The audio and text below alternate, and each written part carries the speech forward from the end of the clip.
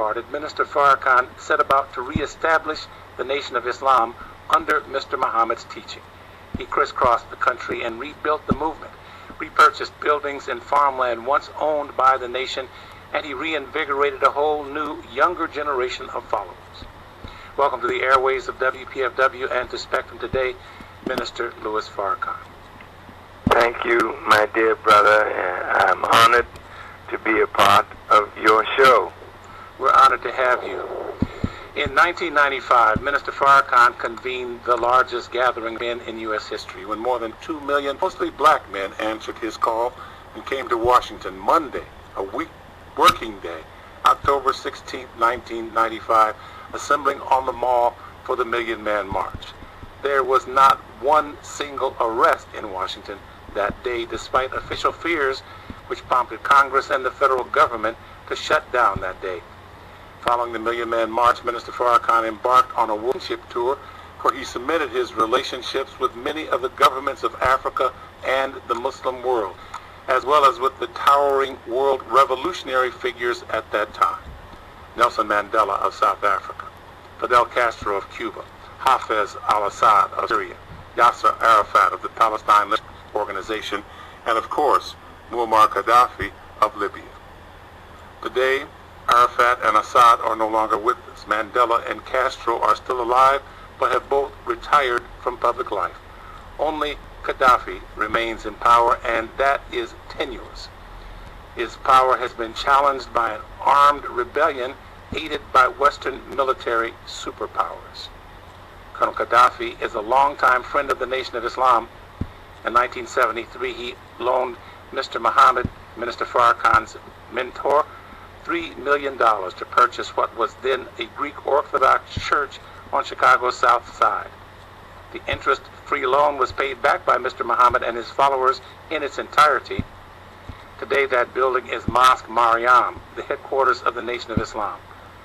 Minister Farrakhan has made several visits and trips to Libya, including one where he helped turn the valve, opening a massive project to irrigate the Libyan desert that was called the Man-Made River. Meanwhile, however, Colonel Qaddafi has seen some of his most trusted military as well as civilian officials defect from his government, making charges the Libyan leader is a despot who has ordered brutal campaigns of murder and repression of his own population. Minister Farrakhan, you have referred recently to Colonel Qaddafi as a friend and a brother. Can you share with us any information that might enlighten us beyond the "everybody hates Qaddafi" message that is all we hear in this country? And have you spoken personally with your friend and brother, Colonel Qaddafi? Thank you, Brother Askia. No, I have not spoken with Brother Qaddafi for a number of years. The thing that has disturbed me, in 1985, Ronald Reagan began to refer to Muammar Gaddafi as the mad dog of the Middle East. And when you start referring to a human being as a mad dog, as much beloved as dogs are, when they become mad, the only thing that solves that is some form of death for that dog. That kind of language is back in the public, and so referring to him as a madman, as a lunatic, as a man who kills his own people is creating an atmosphere in the minds of those who do not know in America, do not know Qaddafi, do not know Libya, and do not know the wickedness of policies of our own government. And it sets the tone for murder once again. I would say to you, Brother Askia, if you visit Libya, if he's a madman, then the people in Libya would reflect his madness. What is the crime rate in Libya? What is the rate of rape and robbery, murder in Libya? Nothing compared to the madness that is seen on the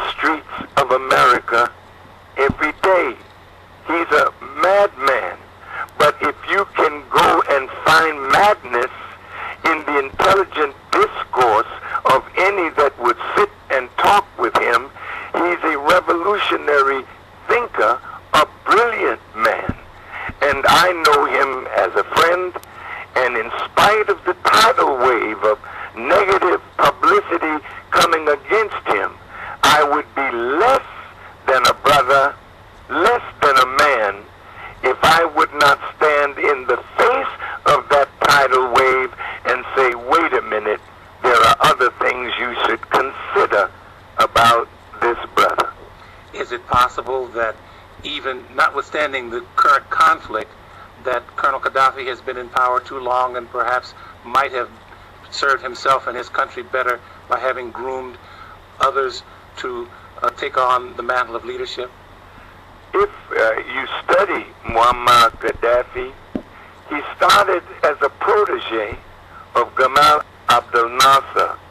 Gamal Abdel Nasser was a Muslim but a socialist, and therefore as a socialist he ignited the dislike of the Muslim Brotherhood. So when you have those who are purely religious dealing with a governmental leader who is a Muslim but is leaning towards socialism, you have a dynamic in your country that you are going to now have to repress those who are coming against you and your government. I've watched Muammar Gaddafi over the last 30 years transform from a Muslim socialist leaning leader into a Muslim who now backs away from some of the socialist ideas that he originally had, but was leaning more and more and more toward understanding, transmitting the Quran, and being one who would be a reformer in the world of Islam. And so that would ignite again in the eastern region the Wahhabis, Salusi, people who are Salafis against him, because they would see him as a man who has gone off the path of God, while he would see himself as a reformer. And when you say he's been in power too long, you know, I was with him for many years ago when he stepped back as the revolutionary leader. Once he established the popular committees, he became the brother leader and guide of the revolution, but the day-to-day work was assigned to the popular committees. His idea was another type or form of democracy where the people themselves became the government. And I was with him when he sat with other revolutionary presidents in Africa, and he said to them, if you are a revolutionary, you have to stay until the idea that produced revolution is cemented in the hearts and minds of the people. This democracy that has been imposed on Africa, where you only have 2 terms and step out, that means that if you start something, you cannot be in power long enough to see it through. Moses was a revolutionary prophet, if you will. He was leading at 120 years. It's not the length of years that you lead, it's the quality of the service that you give in the years that you lead. And I submit to you, what upset me was that our president and the Secretary of State could say to a man who took his country from ignominy in 69 and built a nation over 42 years, and these arrogant leaders of ours, man, like that, you've outlived usefulness, step down and get out. Dr. Wilmer Leon, host of On with Leon. Good evening, Minister Farrakhan. How are you, sir? Good evening, sir. On Monday evening, President Obama referred to Colonel Qaddafi as a tyrannical dictator. But interestingly, President Obama, weeks before or months before, was embracing Colonel Qaddafi. He was welcomed in France. In fact, up until a couple of weeks ago, the United States was going to sell him $44 million of armored personnel carriers. What do you think has brought about this almost immediate 180-degree turnaround in the relationship between the West and Libya? And then secondly, what message do you think this sends going forward to other leaders who are engaged in relations with the United States?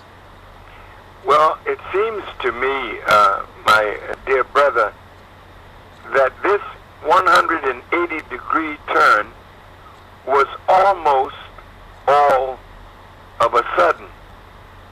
The Western nations that were cultivating friendship and cultivating Muammar Gaddafi were inside his country doing business. Not any of them were threatened. The streets in Libya were peaceful.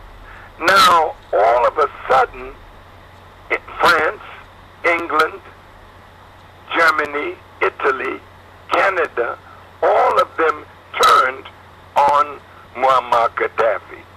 So what I found in our research was that 2 years ago, Gaddafi was thinking about nationalizing the oil in order to get a greater profit from the oil companies that were doing business in his country.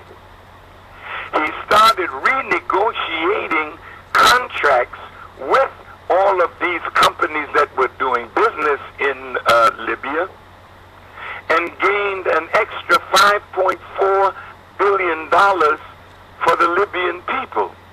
Now, something happened when they saw a crack in the man's strength of leadership, which started on the 15th of February in the eastern region. And all of a sudden, all of these that were friendly with him turned on him, and America, who he came in out of the cold under George W. Bush, he gave up all his weapons of mass destruction. He gave up Scud missiles, and then he sat down with the West and was making himself a man, hopefully, that the West could accept. No, I think they discovered something that all of them had to attack him, because when they joined forces against him and thought he was going to be through, and our president said he has lost the legitimacy to rule in Libya and he should step down and get out, at that point they thought that Gaddafi was gone. But though he was not prepared for war, he summoned the strength of his loyal followers and began a march. And all of the cities that were taken by the rebels, one by one, he took them back. So the United Nations and our president and the White House had to act quickly, act in such a foolish way that it disturbed the peace of his own government. Secretary of State of Defense Gates said we had to do this on the fly. Why on the fly? Because if Gaddafi was going to take Tobruk and solidify that whole country again under his leadership, the fact that he had been betrayed by Sarkozy, whom he financed that man to become president. He was betrayed by Cameron, by Berlusconi. Well then, if the man now wins his country back, revenge, and he also said it, no more oil to Europe, and Europe is the biggest buyer of the sweet crude of Libya. So they had to get him out quick, so that they would have access to the sweetest crude in the world, which is what Europe needs to survive an energy crisis. So for their own success and future, they felt they had to take him out and take him out fast.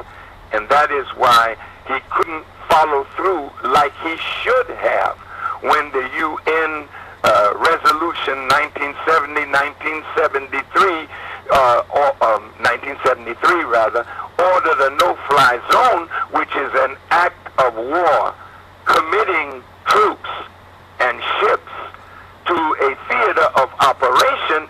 It was the duty of every signer of the United Nations Charter to go back to their respective countries and go through their constitutional mandate.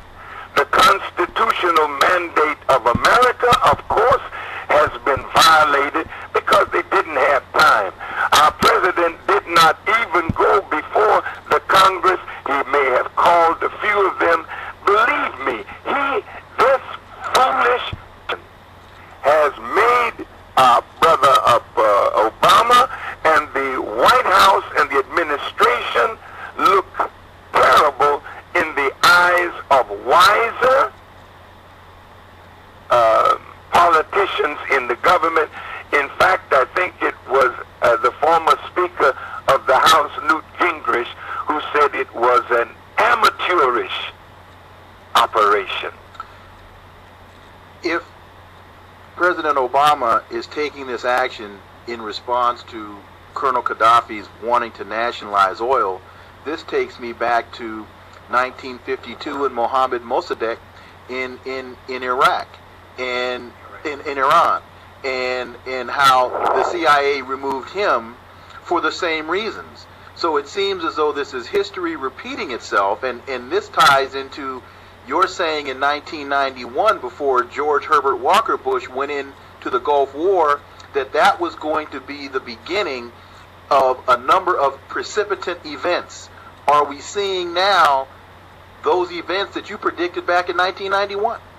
Well, my dear brother, I really believe that what our administration has done has hurt America greatly.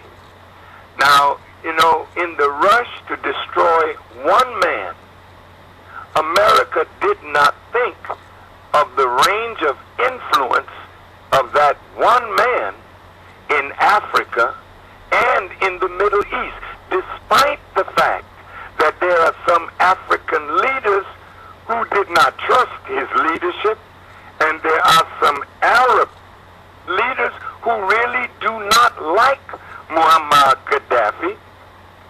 Yet America, after a UN Security Council resolution, felt that they had to have Arab cover intention against Gaddafi.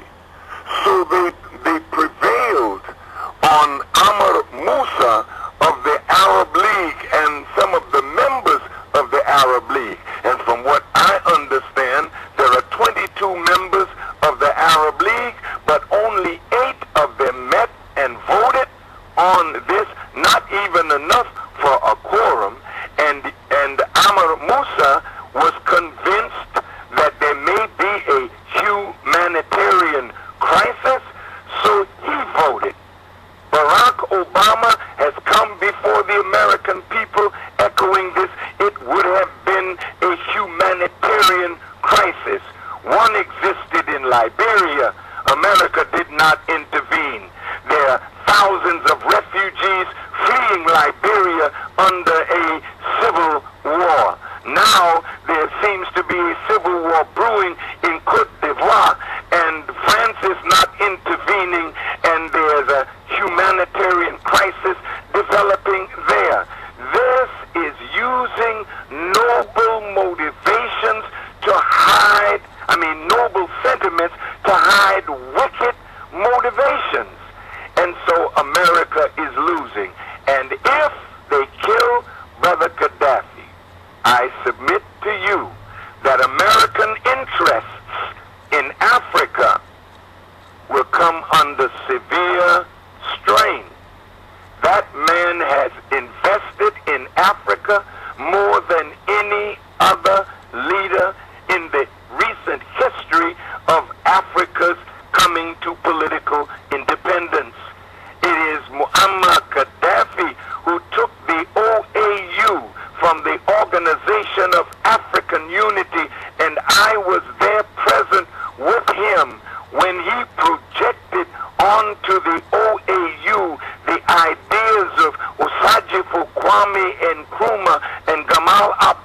author of an United States of Africa. So the first step in that process was the African Union. I was present at the launching of the Union, and from the day that that Union was launched, Europe was upset.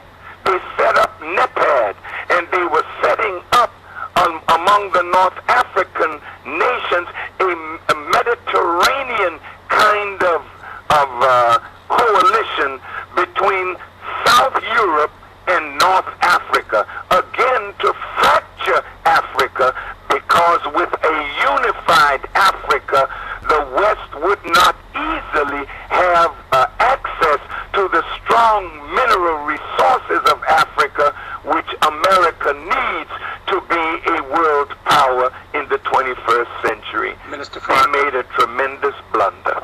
Minister Farrakhan, I'm sorry for interrupting you, but I must ask you about another really controversial topic. The Nation of Islam Research Group has published a new volume of The Secret Relationship Between Blacks and Jews. Not surprisingly, the Anti-Defamation League has denounced it as anti-Semitic.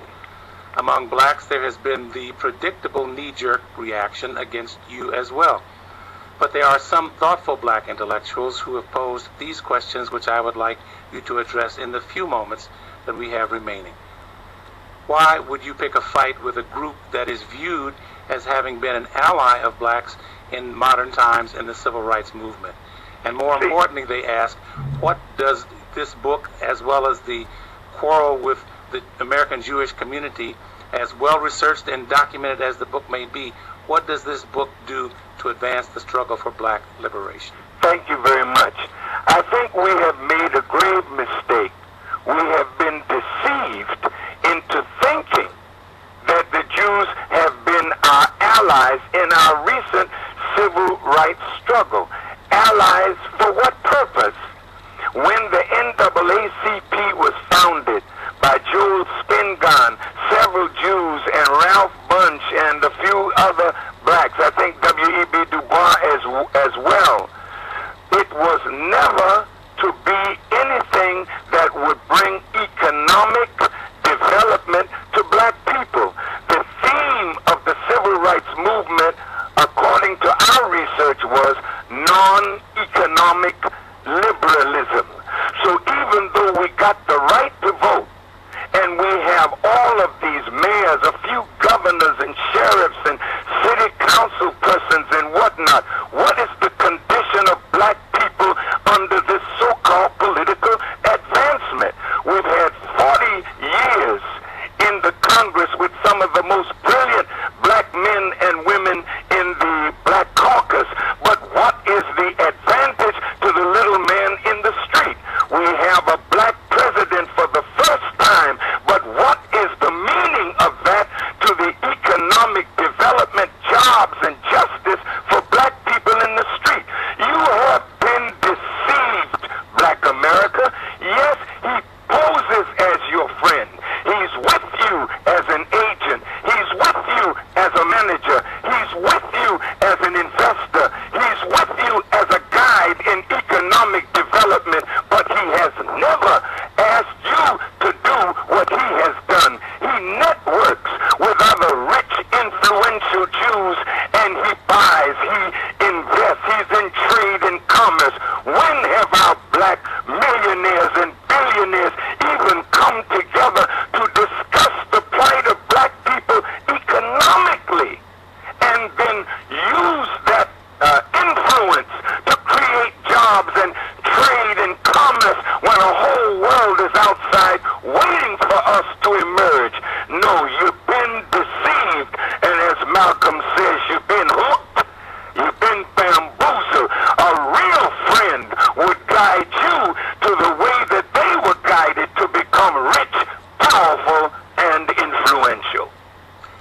The Honorable Minister Louis Farrakhan, we are so grateful that you have taken time to be with us on this program of our News Views segment of Spectrum Today. Thank you, Minister Farrakhan, and we look forward to your presence at Howard University on tomorrow, addressing students at the help me, woman. Crampton Auditorium. Crampton Auditorium. Thank you very much. Thank you, Brother Askia, for the honor and privilege of being on your show. Thank you, a guest who was on the show, and thank you, a wonderful listening audience. I hope, Brother Askia, we can do this again and soon. Thank you, and I look forward to it as well, and bless you as well. Thanks to Dr. Wilmer Leon, host of On with Leon, heard on XM Satellite Radio, and again to our special guest, the Honorable Minister Louis Farrakhan, leader of the Nation of Islam. Spectrum Today was produced by Askia Muhammad, engineering by Bill Witherspoon. I'm Askia Muhammad. Thank you for listening.